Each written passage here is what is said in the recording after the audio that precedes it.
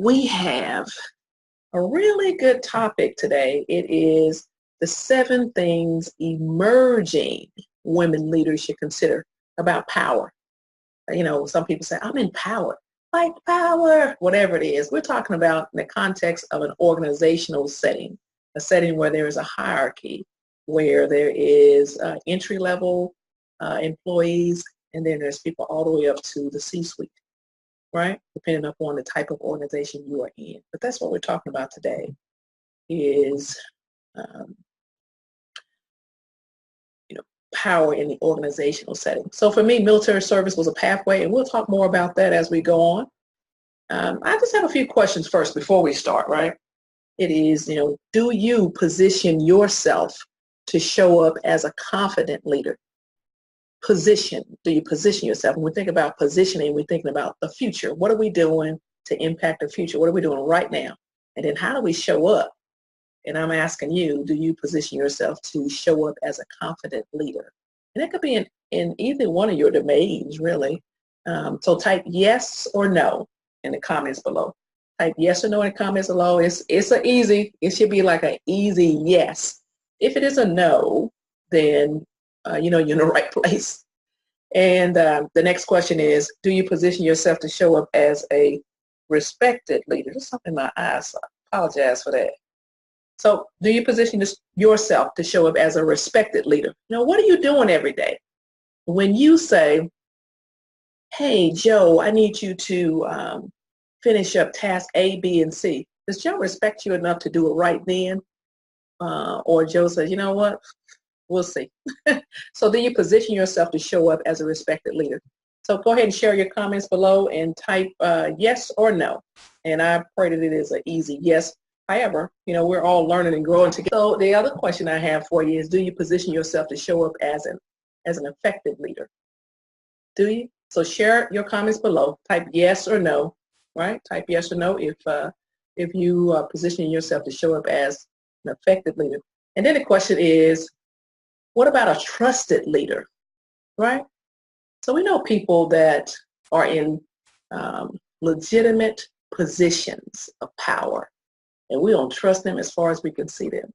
And there's so many reasons why. You've already met these folks, men and women alike. So do you position yourself to show up as a trusted leader? Share your comments below. Just type yes or no. And I'm not going to hunt you down and say, ooh, you're not showing up as as a trusted leader. Hey, Carrie, I see you, Carrie. And so we want to position ourselves to, to show up as confident leaders. That's the whole point, right? So there's 7 things emerging women leaders should consider about power in organizational setting. And that's what we're talking about today. I'm excited about it. What about you? I'm excited about this topic. So the 7 considerations, right? And so let's just first make sure you know that these are my observations. This is my things that I would ask you to consider. However, there's some things that you should consider on your own, but we'll go through that at the end, all right? So I want you to define power as it relates to authority, influence, leadership, and confidence. In that from that framework, when we look at power, really we have to think, how are we being influenced by what other people are doing or saying in our workspace and in our families and the grocery store, whatever it might be, picking up meds at the pharmacy. How are we defining power, right? So we know that organizations have all kind of people in them, right? These people, they exercise power to greater or lesser degrees. You might have someone who is what about that nice lady at the front office, the admin lady? And I say lady because that's been my experience, right? There have been a few men, but I've noticed most of the ladies. Now I'm going to tell you something. If you want to know anything going on in the organization, you go ask the admin lady. She knows. So that lady, right, who you might deem as not as powerful because of the position she's in. She exercises a greater or less degree of power, just as the person who is at the top of the decision-making chain, right? And sometimes authority stems from, a person's title in the organization, or it could just be what they know.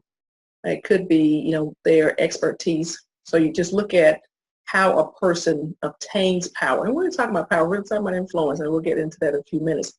And sometimes it's just like, you know what? I just love how I feel when I'm around this person. It's their personality. It's the interpersonal relationship. It's the way they treat you. Now, they don't have to necessarily be in your supervisory chain, but you're like, you know what? I want to do what that guy's doing. That lady right there, I love watching her. I know she's doing the right thing. And then sometimes a person might just be able to grant access. What about the guy who runs the copy machine, right? Or the person who can get you some more training classes. They have influence, right? So just look at power and what that, how that might impact you and how you might be influenced from power.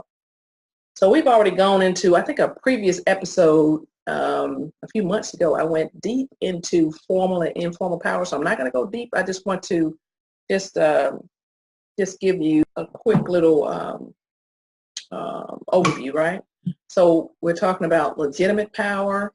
Again, it's the same as positional power. Expert, reference, coercive, and reward. And of course, if you have to use coercive power, you're like, get back to work. You don't get any more leave. Or, oh, by the way, come here, let me talk to you, and you document this. Well, we're going to fire this person, right? You've got something hanging on this person's head. They might not be doing the right thing, or you might just don't like them. Who knows? But just look at the different types of formal and informal power.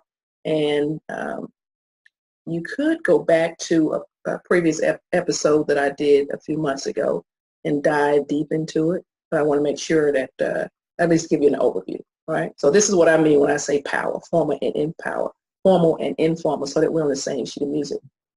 Now, the thing is, each form of power leads to a way to influence.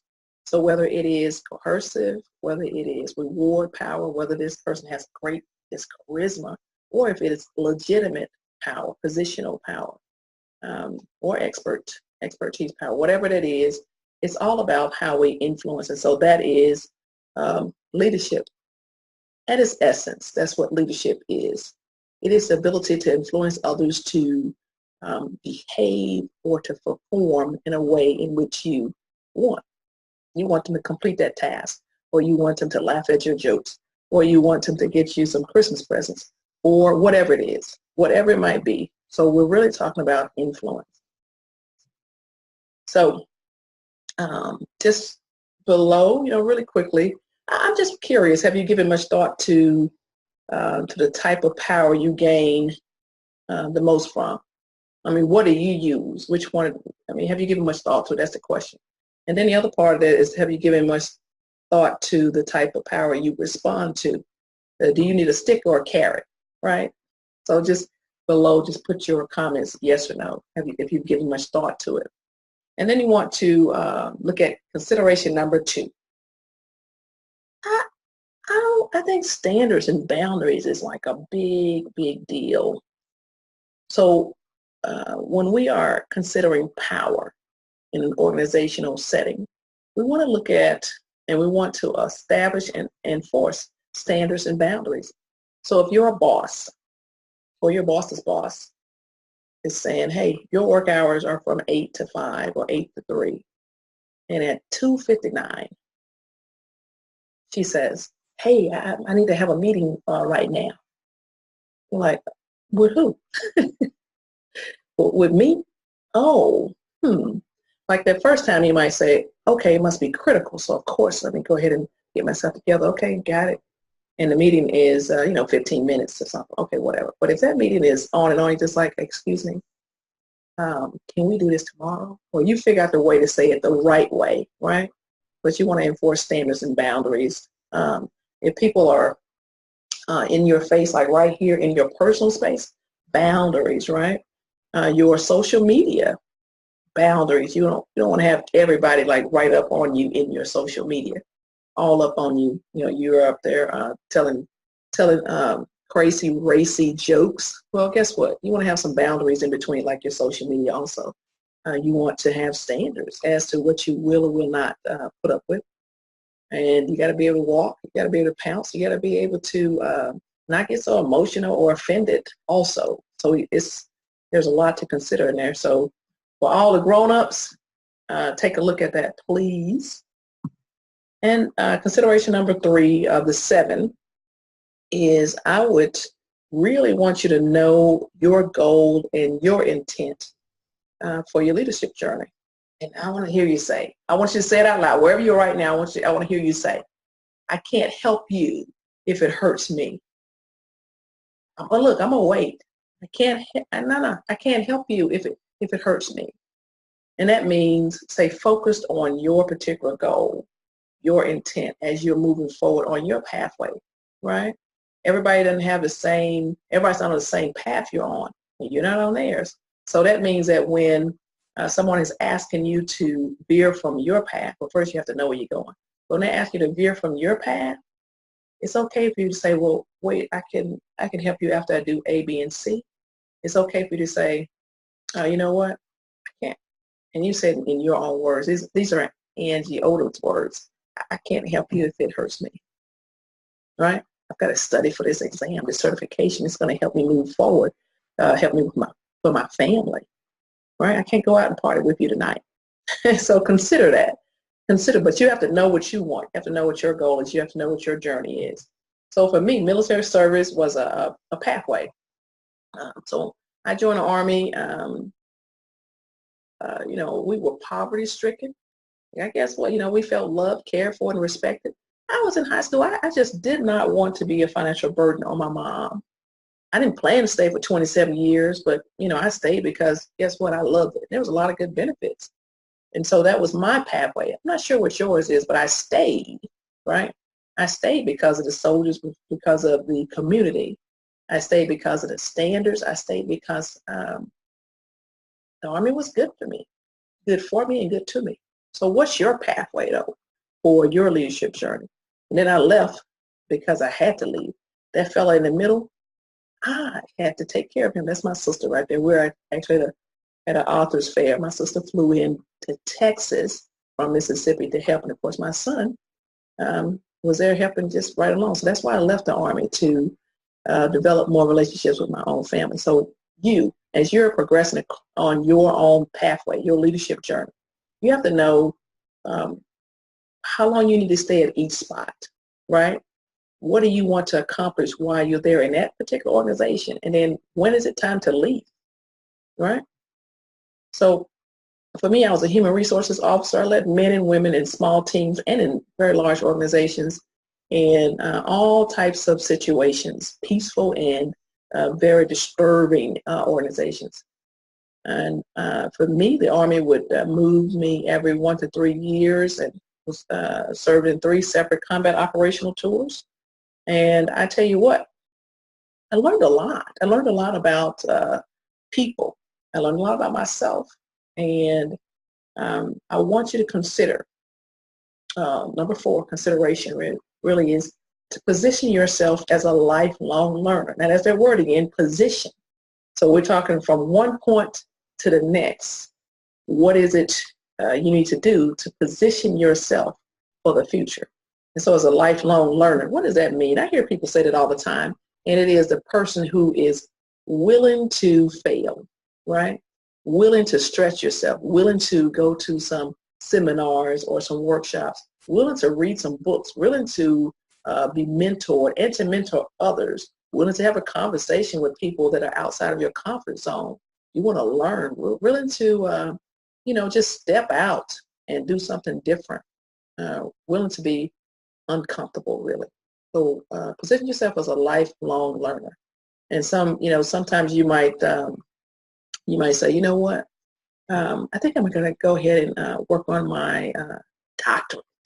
And then you start along that path. You're like, I don't want no doctorate. I want to be maybe a medical doctor as opposed to a PhD doctor. And so you want to position yourself so that you have other choices as you're moving forward, right?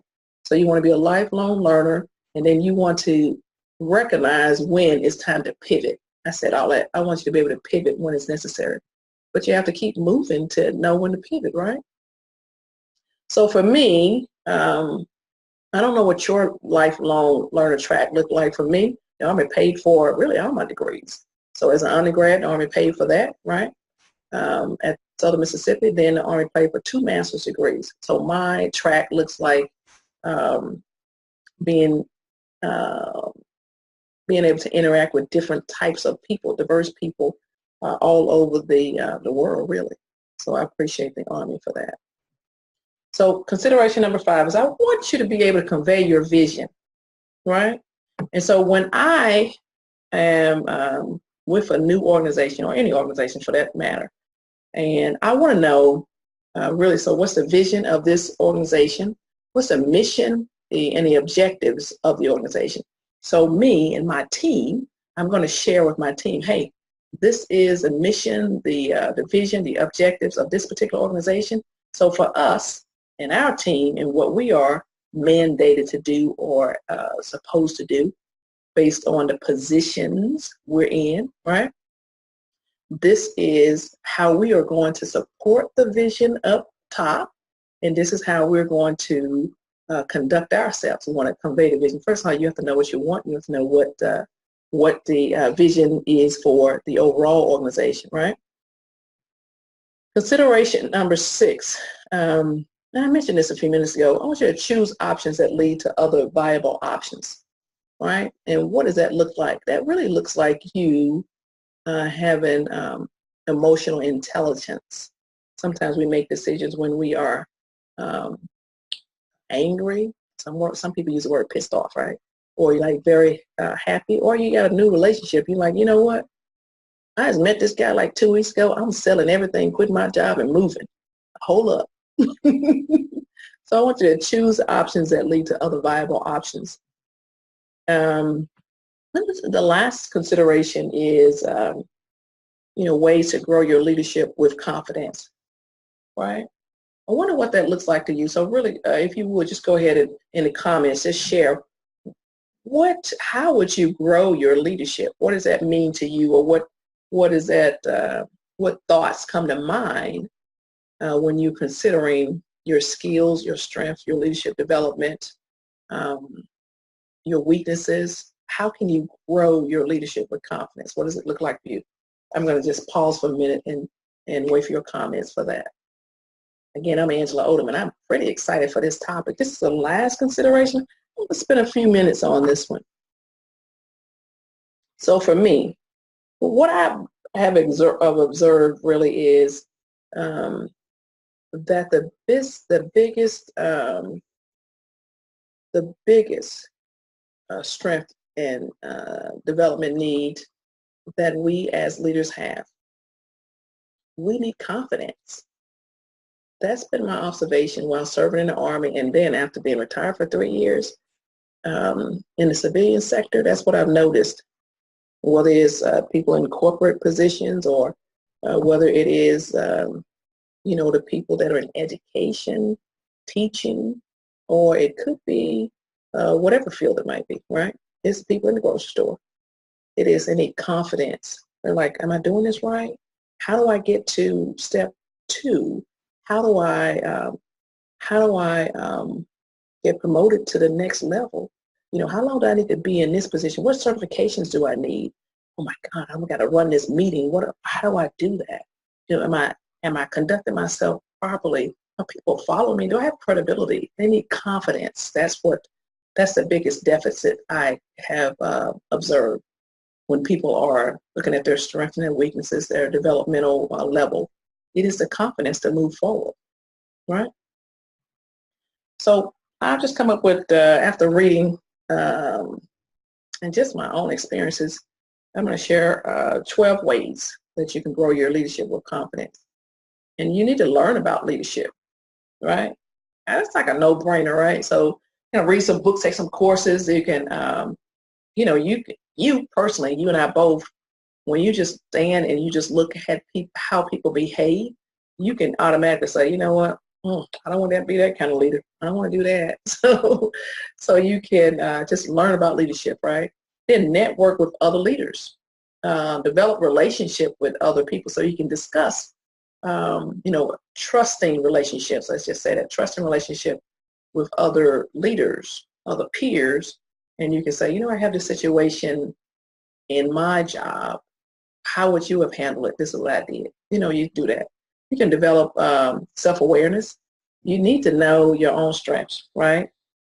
And so that's just don't be the person that is the loudmouth, the loudmouth person who repels people as opposed to brings them in. Really quickly, I'm going to just stop for a second. I just want you to take a look. I want you to do this today or tomorrow within the next 24 hours.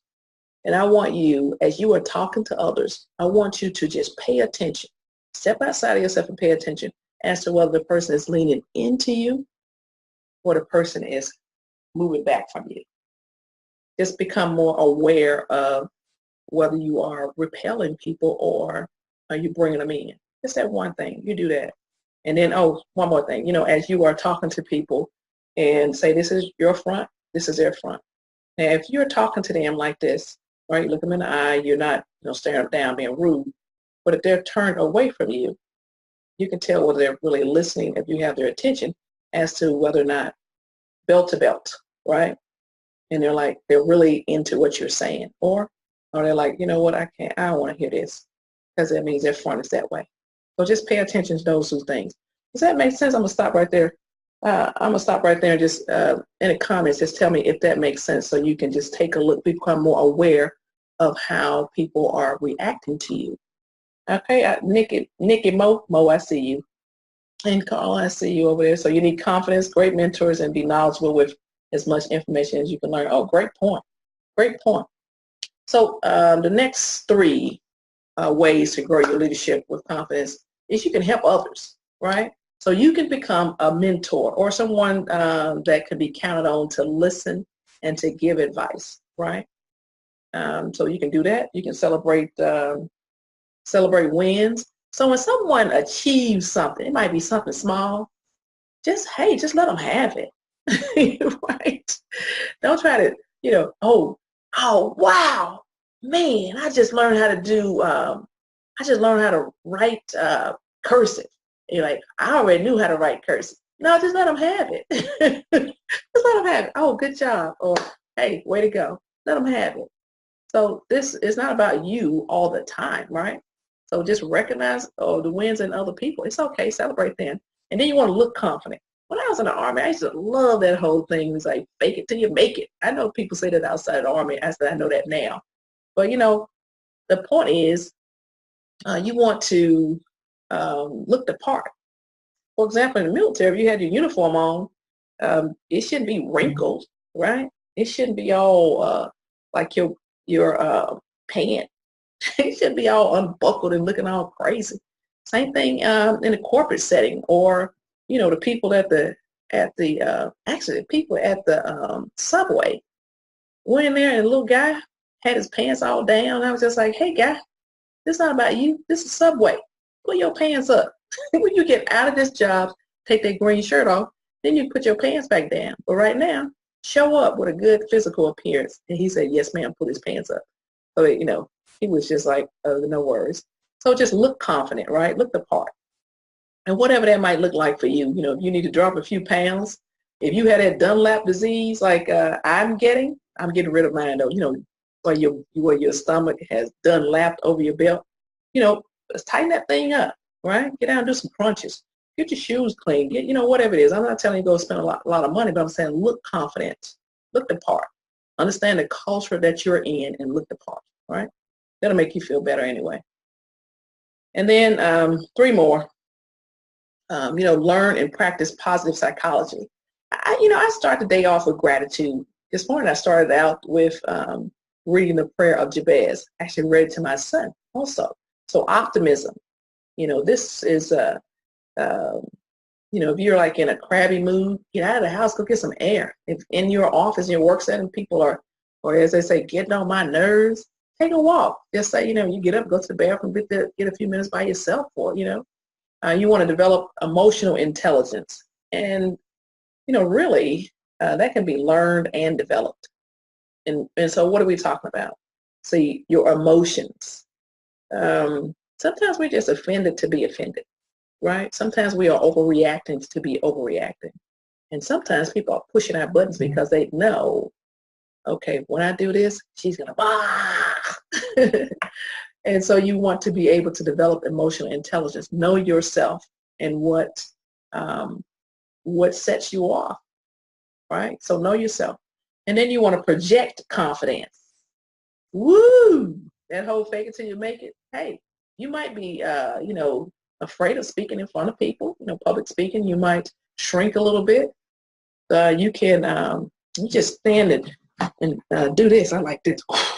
Before you go on, get yourself all pumped up, and you just do it scared.